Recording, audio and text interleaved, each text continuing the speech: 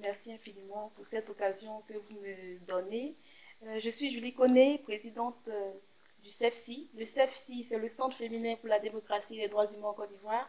C'est une ONG qui est née en 2003 et qui a pour objectif la promotion et la défense des droits humains, spécifiquement ceux de la femme et de la petite fille.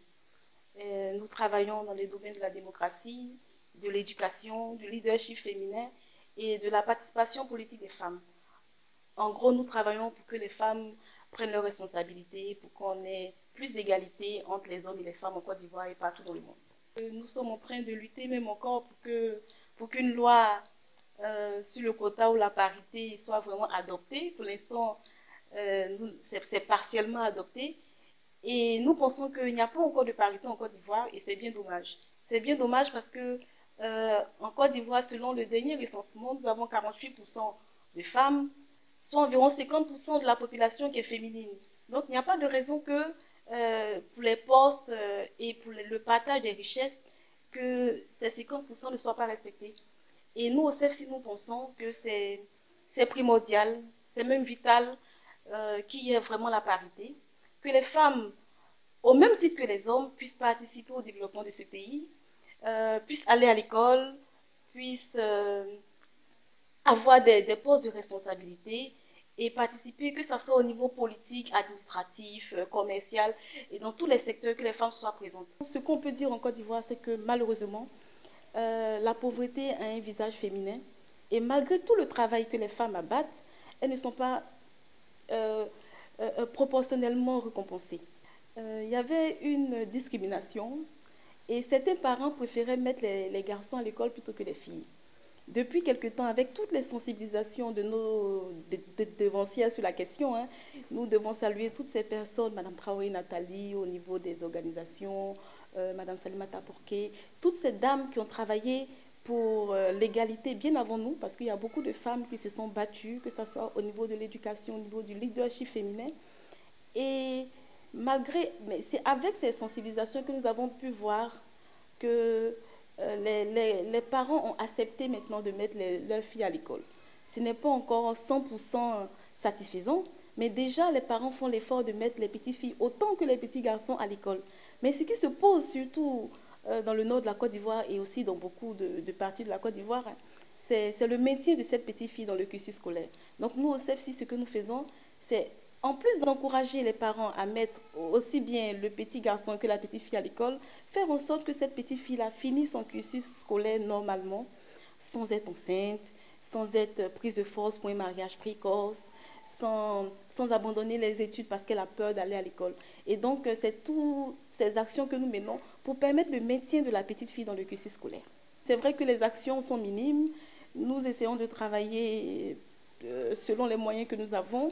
Mais la volonté même fait en sorte que les parents prennent de plus en plus conscience. Et ce que nous faisons au CEFSI, c'est vraiment embryonnaire parce que nous ne le faisons que dans le nord de la Côte d'Ivoire, spécifiquement dans la région de Hombol, dans le département de Niakara. Et au lycée de Niakara, nous encadrons certaines jeunes filles. Nous avons commencé il y a 2 ans.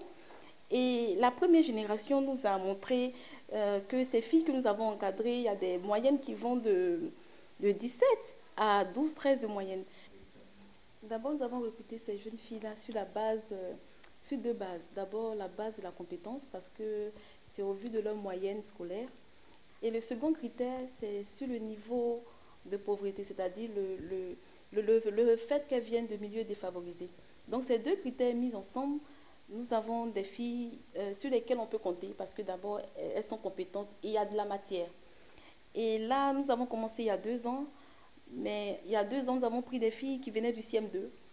Et vous savez, dans les lycées, dans les départements comme Niakara, il n'y a pas de lycée ou de collège dans les villages environnants. Donc, lorsque la petite fille d'un village est admise au CPE, c'est au lycée de Niakara qu'elle est orientée. Et parfois, elle se retrouve seule parce que les parents n'ont pas d'attache à Niakara même. Ils sont obligés de louer des maisons, souvent pour des petites filles de 12-13 ans. Et ces petites filles sont livrées à elles-mêmes. Ce que nous avons remarqué, c'est que l'une des raisons qui faisait que les petites filles étaient sorties de l'école, c'était les grossesses précoces. Et au titre des grossesses précoces, nous avons fait une étude et nous avons remarqué que selon les témoignages que nous avons recueillis des filles qui sont tombées enceintes les 5 dernières années, nous avons vu que certaines étaient tombées enceintes parce que c'était soit le boucher du quartier, le petit ferronnier du quartier, le menuisier du quartier. L'implication du gouvernement, déjà, il y a eu une loi sur l'école obligatoire. Déjà, nous félicitons le gouvernement pour cette loi. Mais il ne faut pas s'arrêter à la loi. Il faut rapprocher l'école des populations et faire en sorte que, aussi bien que les petits garçons, les petites filles aient accès à l'école. Et donc, nous, ce que nous voulons, nous souhaitons pour Niakara, la ville où nous travaillons pour l'instant, parce que nous voulons étendre à toute la Côte d'Ivoire, c'est expérimental. Nous voulons faire un foyer. Exactement. Nous voulons faire un foyer de jeunes filles. Un foyer de jeunes filles qui va accueillir toutes ces filles des autres villages et qui viennent, qui sont obligées de louer des maisons et d'être livrées à elles-mêmes. Et ce foyer, la même chose que nous faisons, mais ce sont des externes pour l'instant, nous leur donnons des kits de toilettes, nous essayons d'avoir des moniteurs qui les encadrent, et ça sera la même chose pour ce foyer, mais qui pourra prendre plus de monde. Donc nous attendons la participation de tous. Nous comptons sur les bonnes volontés, parce qu'aujourd'hui, nous pensons que c'est l'affaire de tous. L'éducation de la petite fille, l'éducation de l'enfant, c'est l'affaire de tous. Nous invitons toutes les personnes de bonne volonté à nous contacter, à nous aider pour que ce foyer puisse avoir le jour.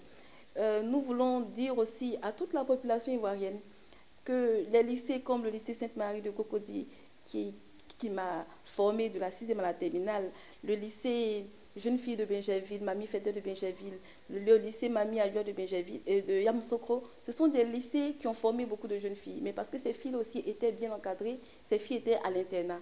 Et c'est l'occasion de multiplier ce genre d'expérience, faire en sorte que dans nos villages, en plus de rapprocher l'école des populations, qu'il y ait des centres d'accueil de ces filles-là, pour que ces filles aient des modèles, pour que ces filles soient bien encadrées, pour qu'elles ne risquent pas de tomber enceintes en milieu de scolarité et qu'elles puissent atteindre les objectifs de développement durable. Parce que tous ces objectifs-là ne peuvent pas se faire sans la participation de la femme, sans l'éducation de la petite fille. Et nous appelons toutes les bonnes volontés à nous aider. Et le CEFSI, c'est une pierre que nous posons, c'est des actions, c'est peut-être des gouttes d'eau dans la mer, mais nous espérons que beaucoup de personnes vont nous emboîter le pas et pourront faire aussi bien que nous, sinon mieux que nous.